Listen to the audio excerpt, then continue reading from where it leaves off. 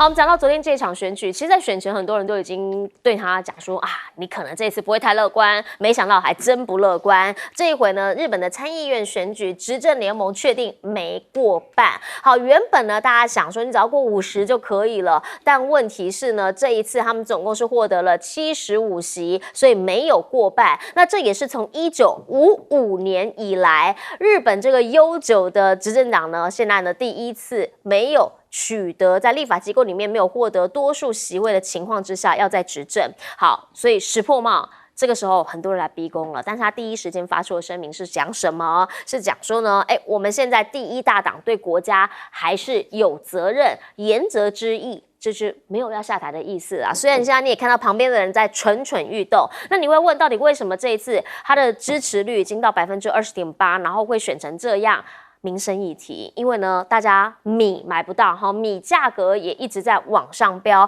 另一个部分呢，则是关税问题，因为很多人就想问啊，你怎么谈那么久，现在还没有谈得好呢？而且呢，这一次选的比较好的，真的就是反对党。好，这个参政党的代表呢，他现在讲的这个日人优先啊，甚至呢讲说日本的外来人口太多，这一些话让他变成了日本的小川普。那也因为这一些话，据说真的是也打中选民的心，可能是现在日本人心声啊。好，所以呢，他在这一次席次从原本的1席暴增到10席，好，甚至呢是22席。好，这一些呢就让大家看到了日本他现在的一个政局可能会开始慢慢的在质变当中。那在这个时间点上，又要赶8月1号去谈关税，你觉得这个美国会怎么谈？现在呢？经济大臣就直接讲了，我们是认为不会影响到关税谈判啦，这个不特别影响，反正都是国家利益为优先嘛。这一位次泽亮正呢，也已经要去日本，要谈第8轮的关税谈判，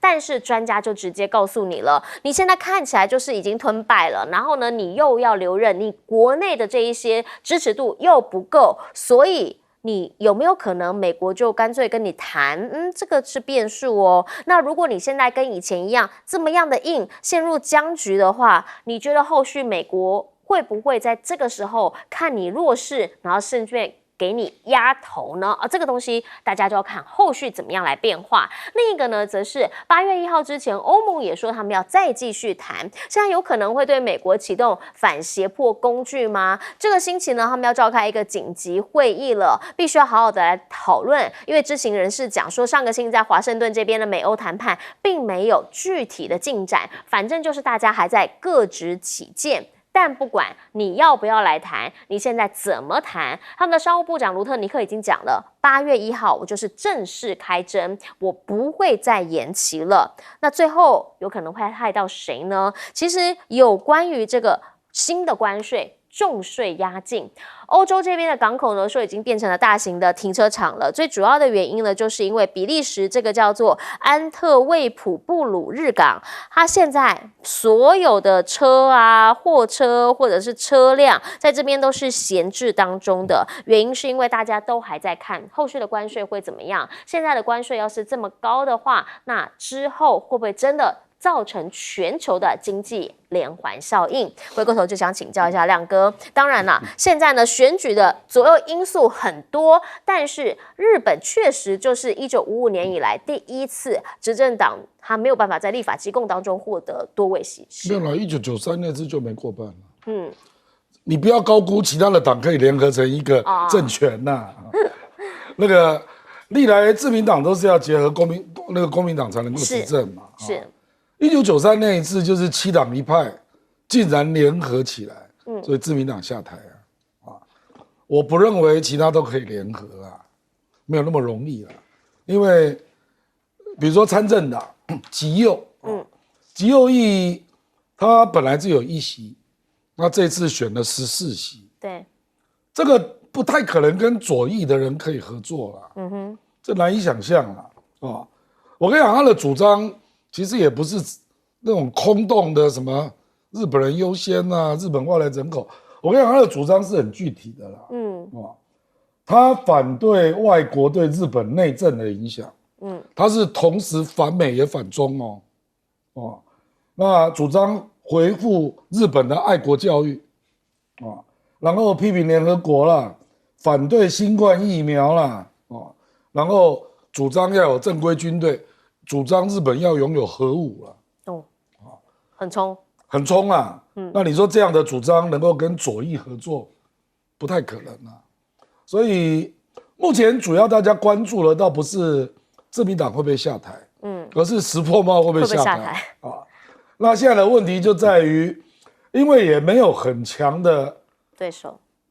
不是就是可以取代的啦。比如说高市早苗啊，是啊，高市早苗有一定的挑战力啦，可是真的要选总裁，我认为自民党内部还是会有不同意见啊。那你总不能叫岸田回流吧？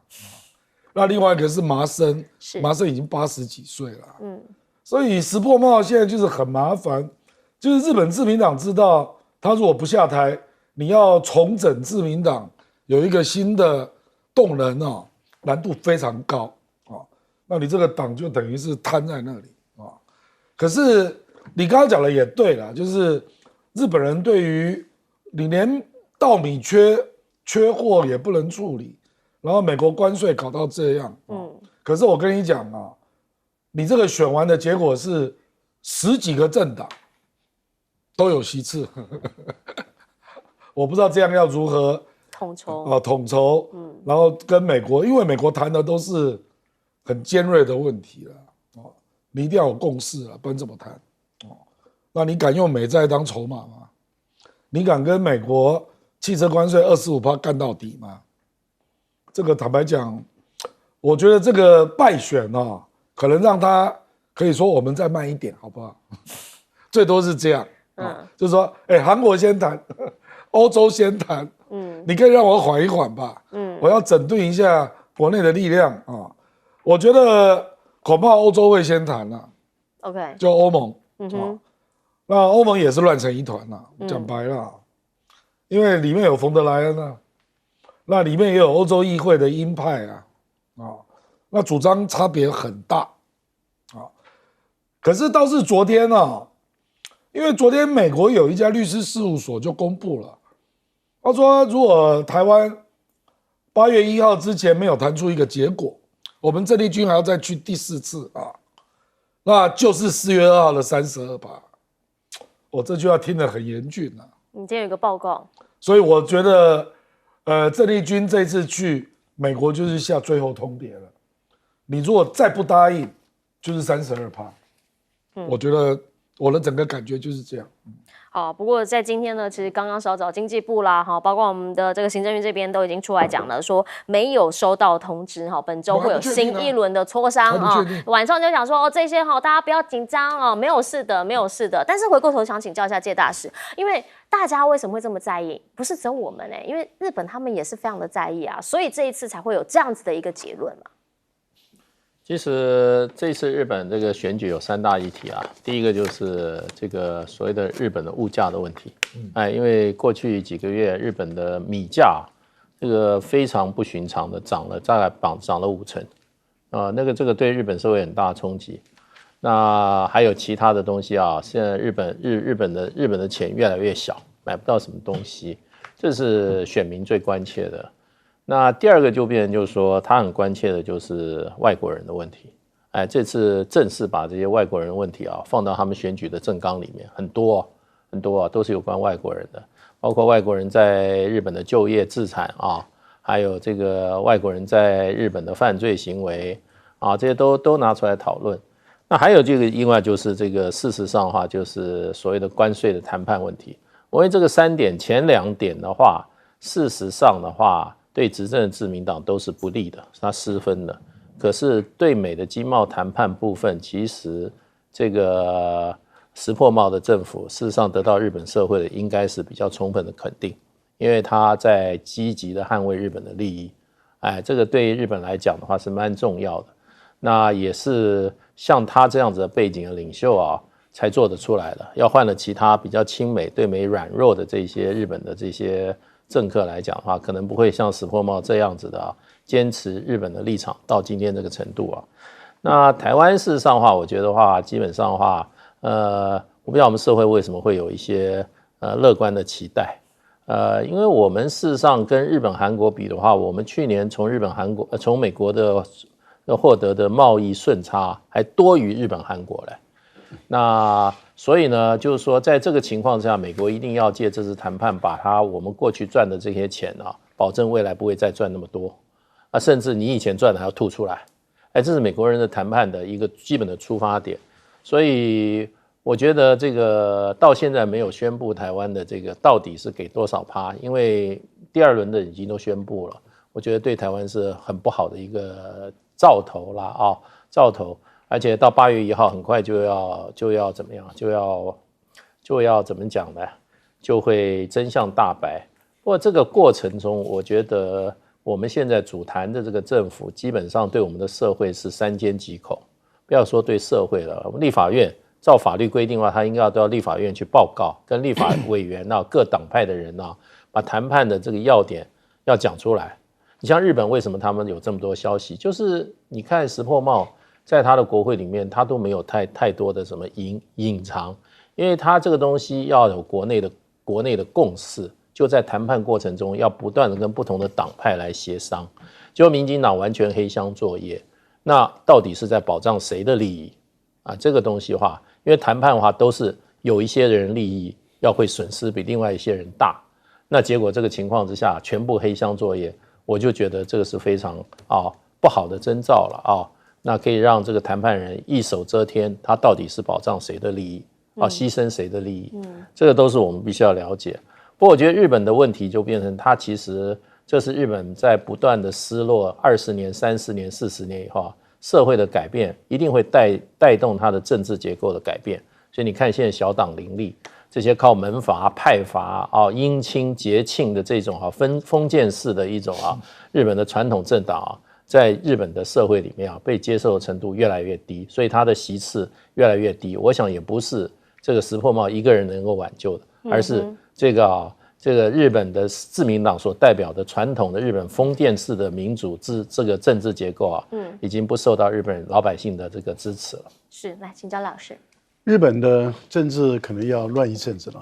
我看日本的自民党内的大乱斗，可能也要再走一阵子了因为这次的选举确实是重大的挫败，众议院败了，当时的阁揆就下台了，现在参议院败了，但是石破茂不肯下台，摇摇欲坠。对，然后他的内部里面的不同的派系，不管是麻生等等的不同的派系或者小泉等，会不会想要逼石破茂下台？事实上已经有声音了。所以石破茂要巩固自己的派系跟他党内的其他派系来斗，那就依靠的他的这个民调能不能往上拉。可是除了执政党内部的大内斗以外，他还要跟在野党也要乱斗因为他的法案不管是众议院或是参议院，他要通过的话，他变成是要逐个跟不同的政党去磋商，要妥协，要让步。那所有的法案你都要通过的时候，你都要妥协，要磋商，那弄到最后会变成四不像的一个法案。所以在野党跟执政党之间的斗争，然后在野党彼此之间也都在卡位，要争取自己更大的影响力。我觉得这个日本的政坛会乱一阵子了这个已经可以预见了。那在这么混乱的一个情形下，坦白说，跟美国的关税如何谈？谁敢让？但问题就在于你不让，你又没有提出这个制裁的对抗的手段。8月1号，现在美国的商务部部长他就直接说了，这就是一个硬时间了，就一定要实施了。实施以后我们继续谈。那你8月1号开始实施，再继续谈的情形下的时候，美国会受到什么冲击？其实我觉得川普他们这个团队也太乐观了，因为当你对于主要的经济体都课高关税的时候，那请问一下，哪些产品他要不要卖？他现在你刚刚讲的 underweight 它就已经出现了，他干脆不运过去了，对，因为运过去也卖不掉。那你国内的产品减少了，你的消费者的物价上涨以后，他可支配的钱会不会变成减少？我本来想要换车，我干脆想再熬个2-3年再看看嘛。那你的国内的经济会不会因为这样而萧条？而你的进口一直在减少，你的关税会不会变成总体的减少。那你川普，你到时候你面对的是整个经济萧条崩溃，所以我个人认为，川普他们是在玩火，而且也基本上怎么去跟他斗，我觉得这要看全世界大家耐得住性子。美国一个国家没有办法斗全世界。我们先进讲广告，广告回来呢，就要来看看川普其实他现在还忙另一件事情，等等来说。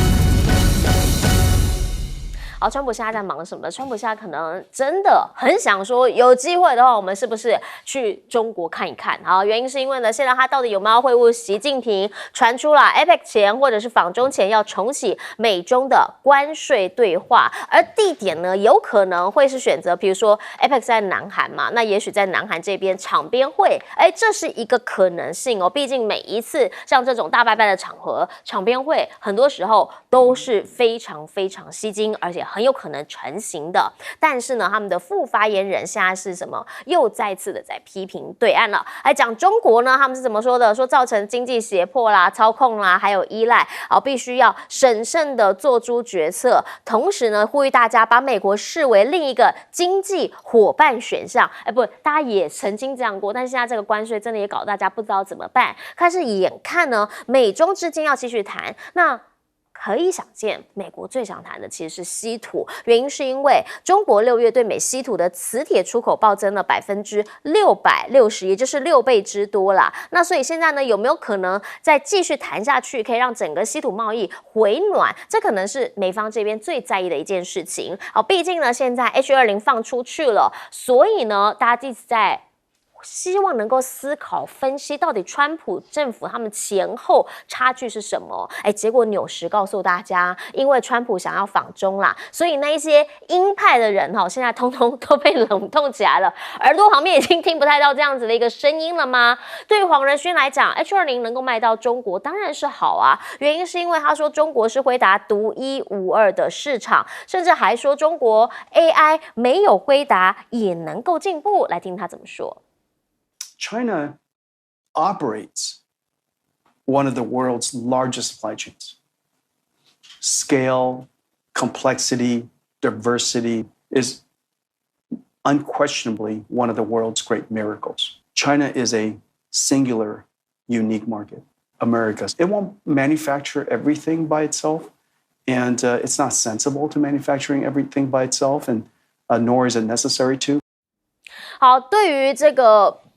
黄仁勋来讲，当然了，做生意嘛，他必须要先了解自家的状态以及整个市场的状态。那另外呢，则是晶片产业现在到底是怎么样的一个状态？美国的分析师讲的说，其实先前那个 ASML 不是已经完全被断了吗？那中方其实先前已经先囤了一些大量的进口光刻机，所以呢，也为他们的自主研发创造了一个有利条件。什么意思？就他有囤货，那在他囤货的这段期间，他有东西可以用，但是他们内部确实现在呢需要点时间来研发，那这就给他们争取到了一些时间还有空间。至于川普现在不是只有对外我们讲说对中国啊，对其他的国家，他对内这个人他现在看得很不顺眼，他是马斯克。曾经的好兄弟呢，现在跟他闹翻了，甚至呢，以前SpaceX 拿很多美国的合约，美国媒体讲说，拜托，你现在真的想要把它换下联邦政府的合约，你可能会发现换不了了，因为它真的有一个难以替代的重要性。不管是 NASA， 不管是国防部，现在是不是真的踢不掉 SpaceX， 让川普呢会心里头有一点点的赢的那种感觉呢？美国现在不需要你，有能耐你去中国啊！这个2016年，据说有一名美国专家被军方给排挤之后他是一个光学专家，人生低谷的时候呢，现在他换了一个场域，但是后来他其实呢认为他想要去一个科学家该待的地方。如今呢，他也研发出一个超级相机，把当时他想做的事情做了个完结。但是呢，回过头我们想要请教一下亮哥，你怎么样来看？对于很多人来说，大家现在最在意的就是川普他现在是不是真的是要见习近平？那他现在会把自己做到什么样的位置上面来促成这件事？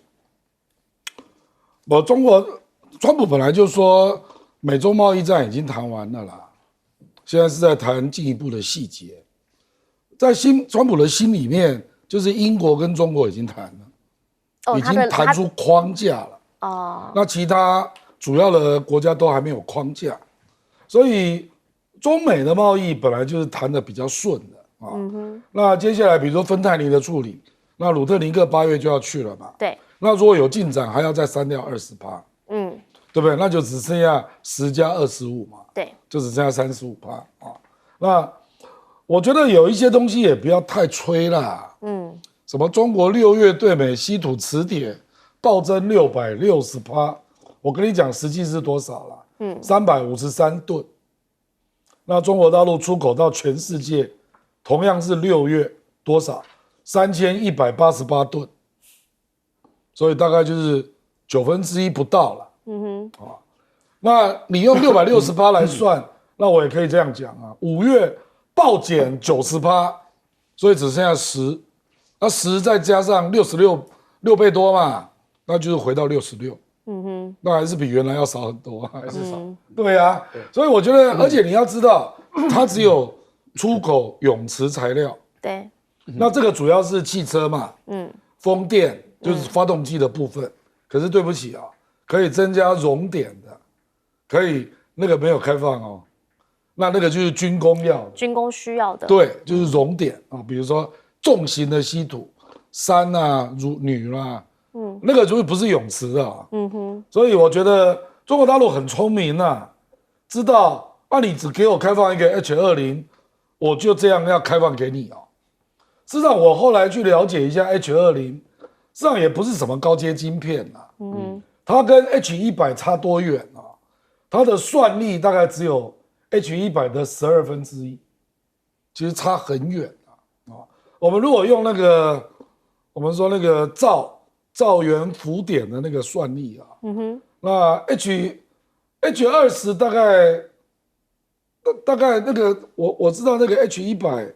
大概有2000左右，那H20只有148，2000对148，对，你看差多远，你就知道差多远啊。中国大陆真的要的是 H100啦，对，那他是没有办法，不得不买 H20啊，因为华为那个910 BCD 的晶片要量产，没有那么快啦。那中国大陆真的很多公司就急着买，所以他就立即得到腾讯嘛。字节跳动就下急单嘛，那黄仁勋自己也讲啊，说我目前累积的 H20的订单大概就有美金180亿，就是没有办法嘛。可是黄仁勋也提醒哦，他说他不会再做，因为他认为这个急单卖完了，接下来人家就超过了。不，他也我觉得他很聪明啊，出货出完了也差不多了，对，他就说我干嘛再做，到时候中国也超过 H20啊，那个时候下一步就是变成 H100了。那这个没有办法，就是你要一步一步来啦。那中国大陆当然也不愿意就因为这样就依赖你的CUDA，那个CUDA的操作系统。所以这里面我坦白讲各有一个小算盘啊。就是大家都还是现在希望能够争取一点时间空间，但是接大使您怎么样来看？因为后续这场仗持续的打嘛，那看得出来，比如说 ASML 它现在光刻机，大陆它也囤了很多，大家也给自己争取了时间。对，其实 H20它所以要卖的，后来鲁特尼克他对美国社会去解释的时候，他说这个因为中国大陆也自己可以生产出来了，中国大陆有升腾910C 啊，这个也已经生产出来。还有这个还有几家厂也都在生产，所以鲁特尼克对美国的解释就是这样，说因为中国已经生产出来了。那也有人说，就是说，事实上黄仁勋手上有一些存货，他也要这个只有在中国大陆买，那谁要买？没有人要买，没有人要买，别人要买就买 H100啦，对啊，现在连 H800都出来了，所以这个是很现实的，商场是在商言商啊。那这个 ASML 也是一样。它现在事实上话，有人说了，上海光电事实上已经在研发，大概快制造出来，可以做到28奈米，的这个 ASML， 虽然可能还需要这个所有这个厂商实际去这个操作，让不断的改进，可是问题已经开始快成型了，所以 ASM 也非常的紧张。那另外就讲到这个南华早报这个报道哈，其实我的看法跟南华早报不太一样，因为他突然把这个主题变了，这个主题不是川普要跟习近平见面，这个主题是川普要去中国大陆访问，对，中国大陆去访问，然后他要习近平也去美国访问，这不是见面的问题。他说这个川普会在这个可能会在韩国的 APEC 会，我告诉你，川普很可能根本不会参加 APEC 的峰会，因为他事实上他过去也有不参加过，是，而且这次去北约是因为北约有一位吕特，会叫他把川普叫成爸爸，有这样子人会捧他的，他才会去。他这一次川普在北约被捧上天了，对，才会去。你来 APEC 谁捧他？没有人捧他，所以川普不会来。而且川普基本上他就是一个 G3 的信徒，其他国际组织都没有什么用。G3 就是美、中、俄三强。那我觉得就变成就是说，现在最近川普几乎对中国大陆讲的都是好话，没有讲坏话。对，所以就变成我觉得双方正在密切谈。那会不会9月3号去？我认为也不排除可能性。只要条件谈得好，因为川普是要带一个大的访问团去把中国打开。这是他对中国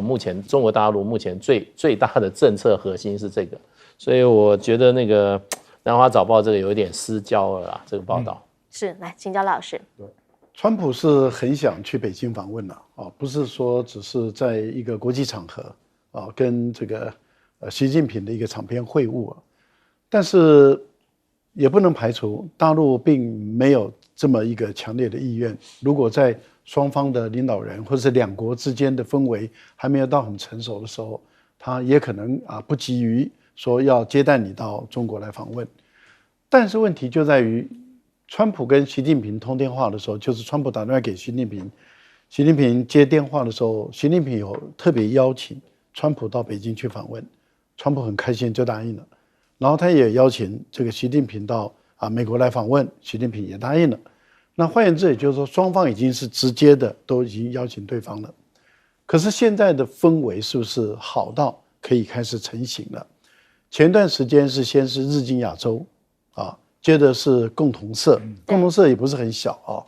然后我们后来看到人民日报的钟声也有谈到有关于这个93的问题了。然后泰晤士报，英国的泰晤士报也不是小报嘛他们却不约而同的都在谈有关于9月3号川普到北京去访问的事情。那这些讯号都一直出来的时候，南华早报方向把它带到另外一边去，那就让大家去猜了也就是说，到底是93到天安门到北京去，还是10月的时候川普过境中国大陆，然后顺便去出席 APEC， 这个意义是不一样的。专程来访问跟这个顺道去访问意义不一样。可是以川普如果要带这么庞大的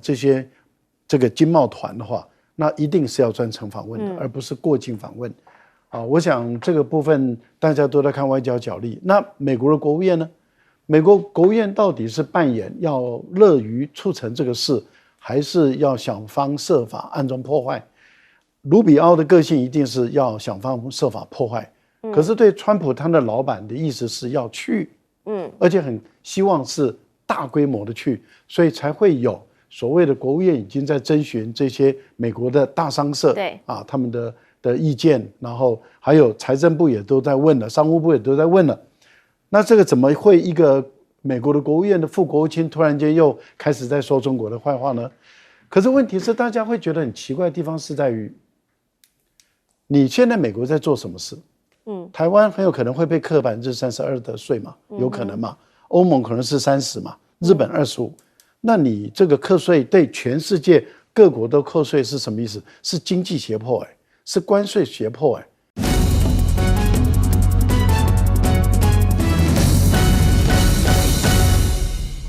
大大家晚安，我是陈燕莹，欢迎来到新闻大白话。接下来这一小时国内外大小事，要用您听得懂的话说给您听。现在介绍这一小时来宾，首先要介绍是前驻纽西兰大使谢文吉燕莹好，各位朋友大家好，还有国际政治专家赖宇乾老师。主持人好，观众朋友大家好。亚小先带你来看到的是，都已经14天了，台风走后14天，现在还有3000户的屋顶要待修，而且大家现在比较担心的是，虽然呢目前看起来还不会有台风直接过境台湾，但是如果雨势来的话，这一些帆布会不会变成蓄水池？这个要小心哦，因为这有可能会酿成危机。而另一个部分呢，则是大家现在都希望能够尽快的来帮灾民这边修缮他们的屋顶，但却也让诈骗集团趁虚而入。你来看看，竟然有呢假装去要帮你修屋顶，结果骗了19万。这个人现在是已经被逮到了，将会被移送法办。但是对于大家来讲，没有办法接受的是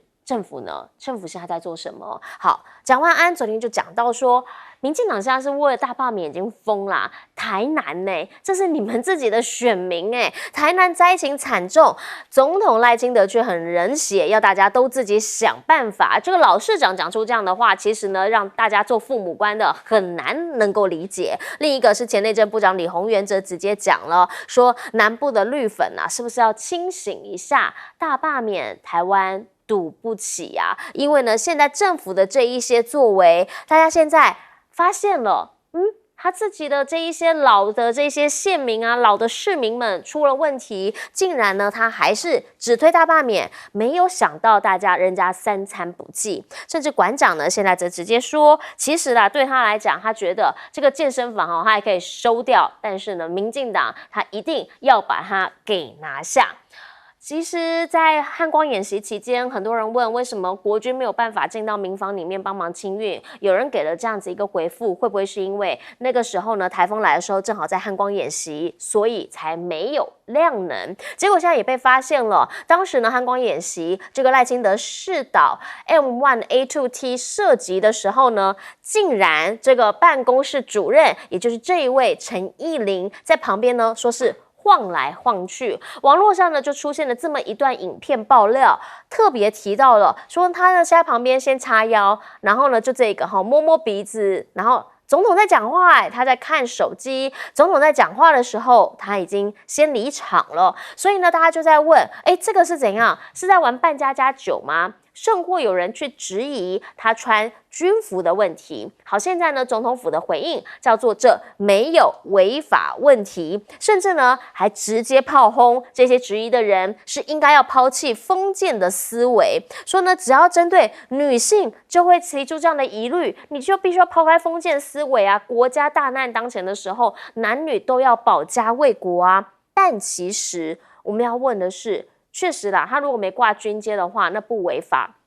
可是战场不是秀场，来这个能源局讲的军服不是戏服啊。总统呢，他是3军统帅，但他呢，其实政治人物好像先前也不一定，他跟官员的身份不一样，大家各有各的职责在。那军服是军人的荣誉，我们先前是这样被教育的，不是人人都可以这么一个信条。现在如果说呢，大家都可以的话，是不是反而显得对军人身份的轻慢还有不尊重啊？就想到了先前总统不是还说，穿军服搭飞机或者是怎么样的时候，大家要给予他们尊重吗？那现在到底是谁把这份尊重放的比较下头一些呢？目前两岸的情势确实啦你看起来就是有紧张嘛，因为美国又出手了。来，美国现在呢通过了一个国防拨款法案，对台湾在2026财年度要军援147亿元。同时呢，现在也看到了史上最大的护身军刀军演，19国加盟，包括了美国，包括了英国的航母，通通都会来到这边一起参加军演。美国呢，在这一回他们强调的同样是贺阻，而且呢说他们的军力不会落下，下一代战机心脏预计将会推迟2年以上。可是如果说呢是因为涡轮等等相关的里面的一些材料或者是机械的问题必须要推迟，那会不会波及到 F-47的问世也必须要往后延呢？反观反观对岸，对岸现在呢说山东舰，一天可以射2000枚的导弹，甚至还有人说这个是为打仗，真的打仗在做准备，因为一架战机就可以吸8枚，那一天就可以出动280架战次，这样之后他们就算出说至少可以释放一天2000枚的导弹。另一个部分呢，则是说，如果说真的会有所谓的登陆或实战训练的话，他们可能呢会让3-3制，也就是让狼群走在前面，先去登陆，机械的走前面，真实的战力走后面。那我们就想问台湾呢？台湾现在有没有想好应对的作为？回过头请教一下介大使，您怎么样来看？已经14天了，但是还有3000户的屋顶待修，大家比较担心的是，大雨来的时候，这些帆布反而有可能变危险。其实看了这一次我们这个灾区的这个状况啊，真的让我们真的都觉得非常非常意外。怎么台湾我们的这个偏乡啊会这么的落后？然后呢，台湾算是这个天灾频发地区，这些台风啊、地震啊是比较多的啊。可是这一次说实话，那在看到地方政府整个救灾的这个措施啊，那觉得比第三世界还不如，因为事实上很多房子这个屋顶已经没有了，已经不适合人居了。如果再来一个台风的话，如果还有人在里面，那是非常危险的事情。所以应该要把这些灾民应该要撤离。那问题有没有这些有这种非常可以快速组合的这种组合屋，让在他们的附近就立刻搭建起来。比如说我们七股的这个灾民他们很多房子里面事实上真的是不太适合人居了。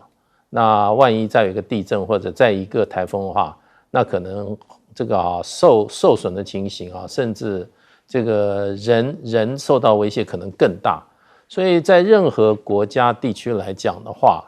这种救灾它有一定的 SOP 你评断这些房子不适合人住的时候，你应该就要把人就要迁出来了，要有这种组合屋，快速的组合屋在附近就搭建起来。要不然你应该把这些公共设施比如说这个民众服务这种这个里民服务站或者说学校的礼堂就应该空出来了，让这些灾民可以怎么讲？可以立刻可以到一个可以安全的栖身之所。那哪有说你这个现在灾民自己在解决问题，然后用帆布把房子盖住，这是持久之计吗？而且在这个夏天的时候再来一个台风怎么办？那所以我觉得这个简直就是荒腔走板，比第三世界国家还不如。那民众是把税都交给了政府，政府要做的事就是在需要的时候能够集众人的力量，把他们的这些每个个人面临的这种灾难能够减除到最低。那结果呢，你看我们这个还有阿嬷80几岁了，晚上没有电，点蜡烛把自己烧死了，这种悲剧。然后我们的这个赖清德去看了以后还说，这个爬上屋顶你们要自己爬上去，然后军人不是来救灾的。这些跟我们的这个一般的认知甚至法律规定都已经有出入了。那你一个政府的最高领导人是这样子态度的话，今天那些灾民真的是只有算是倒霉了，只有认倒霉了。更不要说台南是32年绿色执政人今天这个状况，没有人出来道歉吗？没有人出来这样子真的替灾民讲几句话吗？那前2天我们看到了这个，就是曾经去灾区救灾的这些军方的阿兵哥们，他们利用假日自己穿着白的这个 T 恤去帮这些阿公阿妈去整理家园。为什么政府不能派人去呢？我就不太清楚了。你这个纳税交了那么多税，难道只是让你去跟美国买武器，只是让你去补贴那些绿能公司在海里面去盖那些这些太阳能面板吗？这些才是真正需要政府服务的人，为什么得不到政府的服务呢？连关怀都没有，而且过了14天，这是谁说出来的呢？这是陈亭妃讲出来的。那你看现在这个绿色媒体也不太报道这些事情了，他们根本以为不报道就没有发生吗？我觉得这个真的是匪夷所思啦。我觉得我们一向认为我们是住在一个很上轨道、很先进的一个宝岛上的，结果这一个台风就把我们真正的真面目把它吹出来了。第一个，台湾在偏乡，老百姓的日子跟我们在这个城市里面有这么大的差距。第二个，发生了事情以后，政府居然是这种态度，那么只是掩盖，然后呢动一张嘴，然后呢连到灾区，那个内政部长也懒得去，那去了以后也没有任何实质的改变吗？你看组合屋临时的安置有做吗？你有每个灾民发他的这个救灾金吗？起码发个10万8万啊。然后你有找这个人去看看他的房屋是不是还适合人住呢？还是要他继续住在那个已经很危险的房子里面？所以我觉得这个荒腔走板啊，今天台湾发展到这种地步啊，我觉得过去这些执政者啊，都应该要负很大的责任。好，在今天已经14天了，很多人说呢，这灾民家里头还没有一个能够比较看起来完全清理完的感觉。大家问的是国军呢？国军那个时候在汉光演习啦。那请教一下亮哥哈，因为现在呢，大家又发现了，在汉光演习，你演的有没有够认真？他认真到呢，办公室主任啊，或是发言人，通通都穿军服啊。但是问题是，总统底下恭维，你底下行来行去跨手机啊，让大家觉得有点儿戏。那个一定是顾立雄讨拍用的啦，因为以前没有人这样做嘛。这个总统府办公室主任，还有他的发言人都穿军装，穿军装是要有军事任务，你有必要这样吗？所以我感觉就是讨拍啦，因为我也不认为郭雅慧会去要求这种东西啦，所以我的感觉就是。顾立雄有一些很奇怪的想法啦，那其实你就救灾的角度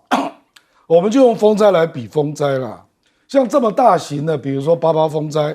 请问你有设前进指挥所吗？我们且不要去讲说刘世芳、卓荣泰有没有随着下乡啦因为搞不好赖清德不要啊，那搞不好不要你跟那赖清德不要你跟。他可能觉得，到时候是内政部长、行政院长来给资源，结果新闻焦点都在你身上，那这个就是高估自己嘛。因为总统没有资源总统是有权力，让你可以去调配大家的工作可是有资源还有人力的单位都不在现场那还有另外一个也很可疑的啦。就是台南跟嘉义区域立委都是民进党那请问你们有开记者会吗？我们还是看到昨天那个陈林飞实在是受不了了，所以他出来爆料嘛，说你是用通讯救灾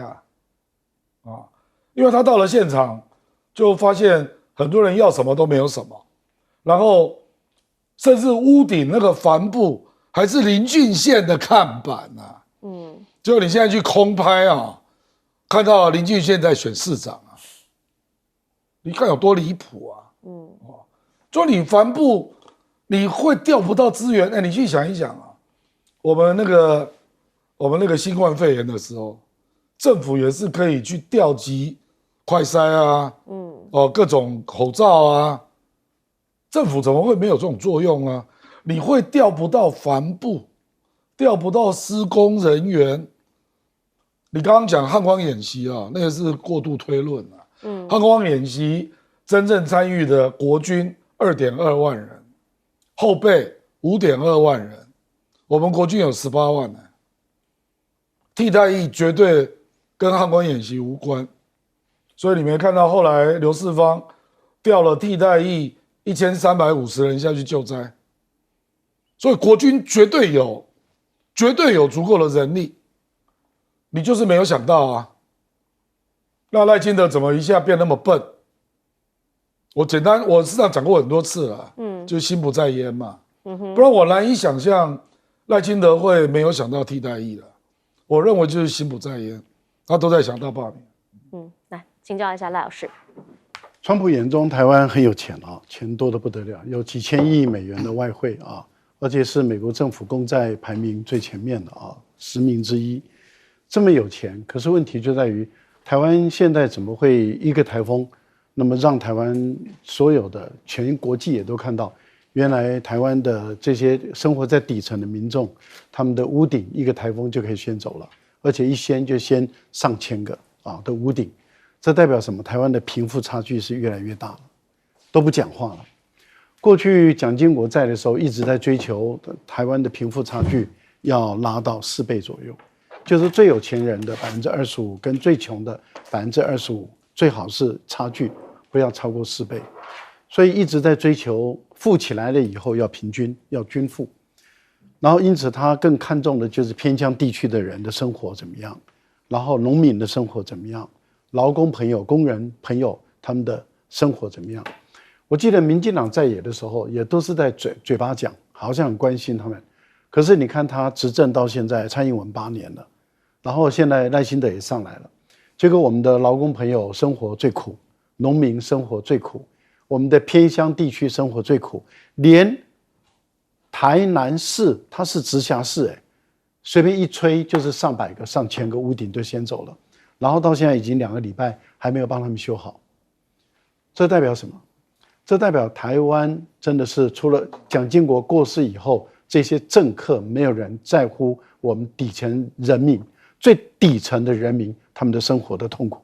我觉得这个真的很要不得。这次的台风把民进党长期执政的真面目，我觉得吹得很明白。而且他也告诉大家说，这么严重的台风，赖清德当他要选这个往上爬一层楼，想要当行政院院长的时候，他就要这个军人去台南救灾。当他当行政院院长，眼睛看着这个总统的位置的时候，他就要军队汉光演习停止救灾。他今天当了总统了，他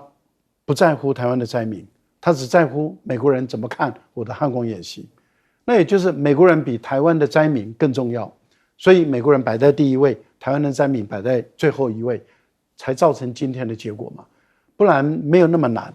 过去军人、军队、工兵，其实很多有技术的，那么军队要去帮他们灾民把这屋顶架起来，把它建好，没有那么的困难。但是怎么会现在变成这么的困难呢？就是因为不在乎，只在乎美国人，不在乎台湾最底层的人，更不在乎他的本命区台南市人。我觉得台南市民自己要看清楚，甚至整个台湾的所有的绿营的朋友们，你们要看清楚，他们掌握大权以后把你放在哪里。我觉得在这一点上自己要想清楚然后满脑子就是大罢免。山东舰它的战力其实是相当惊人。日本他们的统计，因为日本好像是他们的那个品管师一样，每天在那边记录它的起降多少次目前统计出来已经接近1万次了。所以他们一个7天的训练，每一天起降就是54次。他们就平均算出来了以后，发现大陆的航空母舰它的水平跟美国的航空母舰的水平，作战水平是相当的。这代表大陆的航空母舰的作战力很惊人，才会说一个航空母舰就可以打几千枚的导弹。这个部分里面就代表它的战力已经相当的可观了。好，我们等等回来呢，则是要来聊一聊国际间大家都在看的是昨天日本的这一场选举，等等来说。